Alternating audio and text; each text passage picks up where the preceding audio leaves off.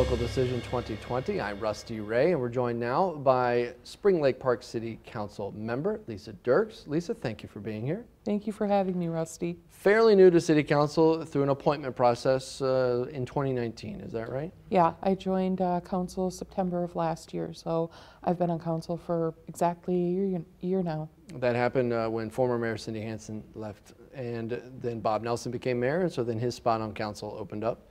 Right. And now here you are running to take the seat in this special election. Yes. What has that been like for you? It kind of happened quickly in terms of, you know, but this is the way it goes. But what has this process been like, and are you actively campaigning? Are you out talking to people or knocking on doors, if that's even possible during COVID? You know, I decided that I was going to not knock on doors. We're in the middle of a global pandemic, and I have an elderly parent at home. My partner has an elderly parent in a nursing home, and it's just not worth the risk for us. So you know, my efforts have been more connecting with people in my community. I'm doing a lot of online. In the near future, I'll be doing pop-ups at parks and probably some Zoom coffee calls, that kind of thing, rather than, you know, going out, because I know that there are some people, you know, people's tolerance level of COVID is very, you know, varies across the spectrum, but I would hate to, you know, upset someone by showing up and knocking on their door. Okay, so it's a different kind of campaign, but it sounds like you've got some ideas to try to still have that engagement and still have that dialogue. Right. And I think that's the most important part, is really being able to engage with the community and having the dialogue. And although I'd love to be able to do that face to face, you know, everything I've been told tells me it's not particularly safe to do that. What do you expect that conversation to be like with people? What do you, or what have you heard maybe already in small bits and pieces about what people in Spring Lake Park are looking for at City Hall right now? You know, I think that our residents are looking for someone who's going to be able to be calm and, you know, be proactive and get through this.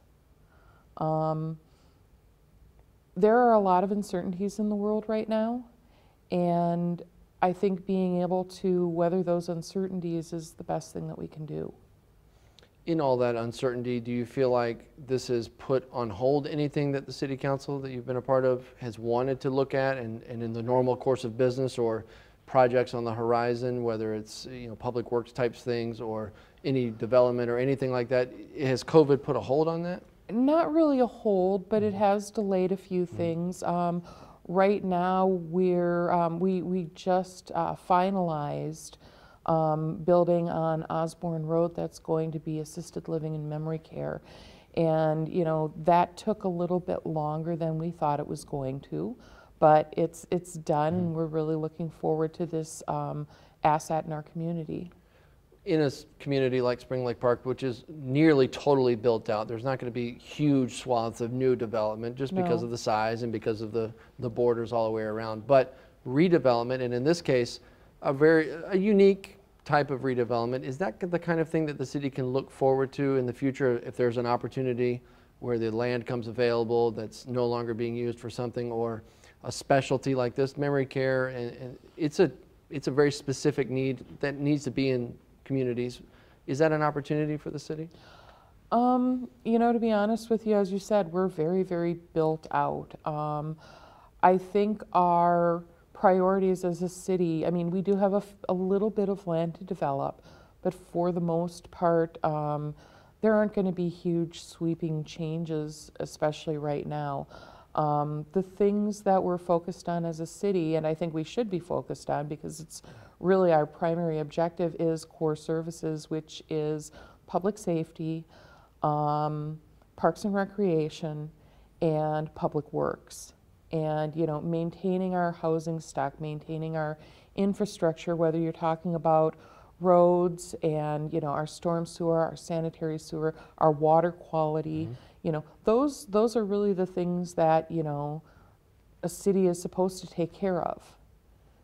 And as long as that's going well, you don't really hear from people very often. If that's going well for folks, there's no complaints, you may not hear from them about any of those concerns, or they may not be as attuned to what's happening in City Hall because they're getting what they need. Exactly. So there's opportunity to improve on that or to continue that without raising their property taxes too. I know the mayor talked to us a couple days ago about he was proud that you were able to keep a very low, the levy or whatever on taxes to not be very high and to be rather manageable, he felt like, for most of the owners. I was actually very pleased at how we were able to budget and keep that low, because that is a great concern right now. There's a lot of economic uncertainty in the world. We don't know how people, we're not really sure how we're going to come through this. So raising taxes right now, I think, would have been, detrimental to our residents. I think that we did a good job with that. Mm-hmm. And I have to say that our city administrator is really good at budgets. You're not the first person this week that's told us that, so yeah, it must be true. Yeah. In speaking of that uncertainty, communities received federal funding, CARES Act funding, and were able to, in most cases, turn some of that, or a majority of that in some cases, around for businesses who needed relief. And I understand in Spring Lake Park, 10 to 12 maybe businesses have applied to receive some of that federal relief. That's got to be an important part of the city also, trying to keep that stable or at least help those businesses, because that's what makes up the community and that's what keeps a lot of things going. Yeah, yeah. We were really lucky to receive some of that CARES Act money, and that's been our focus, is helping out local businesses, because they are a key part of our community. Part of the reason that people want to live somewhere is because it's a nice place and it has the amenities and the conveniences that they want. So, keeping our business community healthy through all of this is a big deal. And it's been very hard for businesses this last year with all of the shutdowns. Mm-hmm. So anything that we can do to keep our businesses stable and in our community, I think, is a good thing. Highway 65, certainly for the city of Blaine, we've been talking a lot about that with those candidates, and that, obviously that's a major part of the city of Blaine, but it goes right through your community as well. And there could be some work on the northern end, I suppose, that could be part of the improvements in Blaine. Is there any thought of continuing that dialogue with the state and the county as those plans continue to unfold? And certainly I think we're a long way from drastic changes to 65, but is there thought to how Spring Lake Park can be a part of that process and keeping an eye on what that means for the city? Well, I do know that we have a council member who is liaison to the Highway 65 committee. I can honestly say that I haven't heard a lot about it. Mm-hmm. I know that, plans for 65 have been ongoing for a very long time. At one point in time, I worked for the Department of Transportation, and I actually worked on the design at 65 and 242. So you know a little bit about how this goes. Yeah, and that was 2000s or so. Yeah. That we were doing design. So I mean, it is a long process. It moves slowly, and we're definitely going to want to keep an eye on anything that's going to impact our community. Speaking of an impact on the community, HyVee, much anticipated. Many people wanting to know. I see the look on your face there. I asked Mayor Nelson the other day if I was maybe only the 10th person that day to ask him about it, and he laughed and said I was probably the 50th person. Frustration, there has been some information from the company. I would think that the city is looking at it as an opportunity that can maybe be built upon. Maybe other development can come in around it in whatever may be available. If it becomes as successful as everybody thinks it will be, that other development could benefit from that. Is that a perspective? Well, we do have some newer development to the south, and there's actually a lot south of the mall, the small mall that the Caribou and the mobile phone store are in, that is out, it's being marketed for development. Right. I'm not really sure what else around there is available. I know that, at this point, HyVee is pushed off opening a couple of times now, and then you hear all of the neighborhood rumors, and I can tell you that it's not because the floor is falling in. Mm-hmm. Oh, I've heard that one too. Right. Yeah. Right.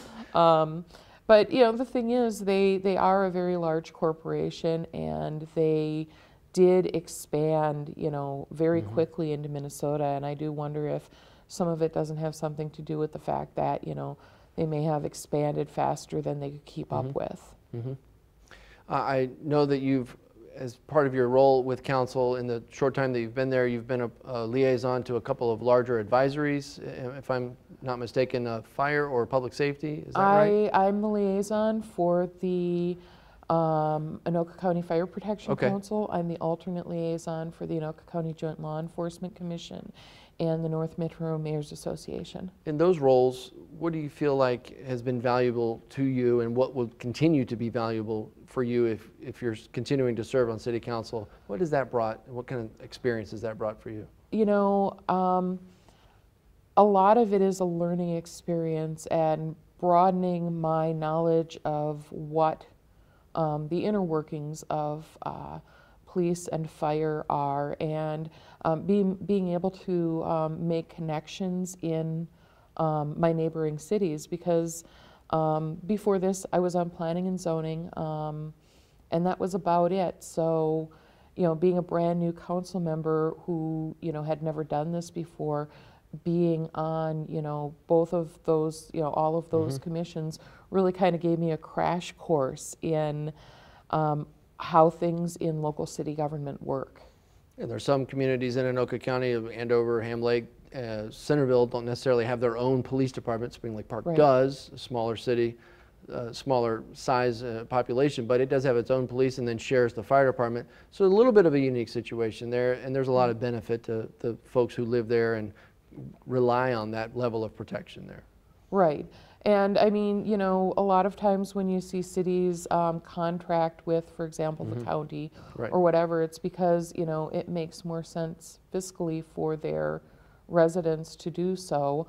We're lucky to have our own police force, and then we share our fire department with Blaine and Mounds View, and that's really been advantageous to everyone, because when you start pooling your money and putting everything together, you usually end up getting a little bit more out of it than if you were paying for it all by yourself. Okay, all right. Well, Lisa Dircks, we appreciate you coming by here today. Thank you. And good luck with everything. Thank you.